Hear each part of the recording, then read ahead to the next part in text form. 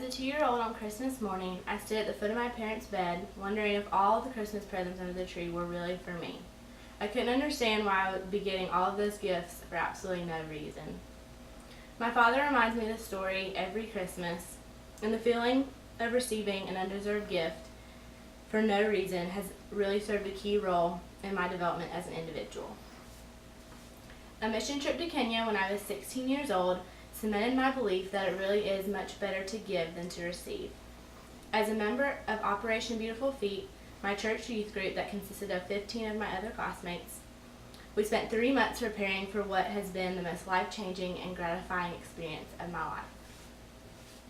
You'll never truly understand the vastness of our planet until you spend 14 hours on an airplane, only to arrive at a destination that provides no familiarity whatsoever. We were greeted by 2 drivers whom we could barely understand, who loaded up all of our luggage and took us to the church where we stayed our first night. Our first destination in Kenya was the Kibera slums, which is located in the center of Nairobi, the capital of Kenya. It is considered to be the second largest slum in Africa and the third largest in the entire world. The best way to describe it is a huge grassless area about the size of West Georgia campus, covered with thousands of poorly constructed shacks. The 1 million people of Kibera live in these shacks constructed of mud, wood, and tin sheeting.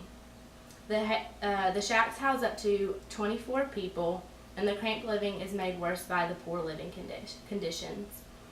The narrow pathways that run between the shacks are lined with raw sewage and trash. They have no running water and no electricity. The residents of Kibera know nothing of luxuries.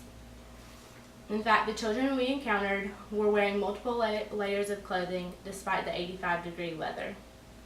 We were told that they wear everything in fear that if they left it in their shacks at home, it would be stolen. Our goal was to help these young children, and there are 100,000 orphans living in Kibera. The majority of them are orphaned by AIDS. We each left the United States with an additional piece of luggage with toys, clothes, and shoes for the children of Kibera. The first time I handed a pair of shoes to a homeless African child was the exact moment that I understood the reality of extreme poverty. At 10 years of age, this boy had never owned or worn a proper pair of shoes in his entire life. He had no food, no family, and no way of knowing when his next meal would come. Like many people, he had turned to huffing glue to ease the pains of extreme hunger.